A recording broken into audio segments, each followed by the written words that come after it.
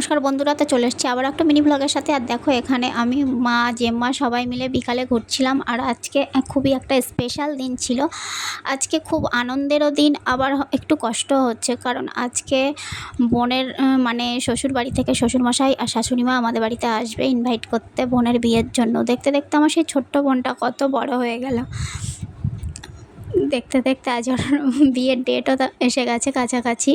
তো ও খুবই ভয় পাচ্ছিল, টেনশন করছিল সামনে আসতে। তো তারপর সবাই মিলে বলে ওকে নিয়ে আসলাম। আর সবাই এখানে এসেছিলেন।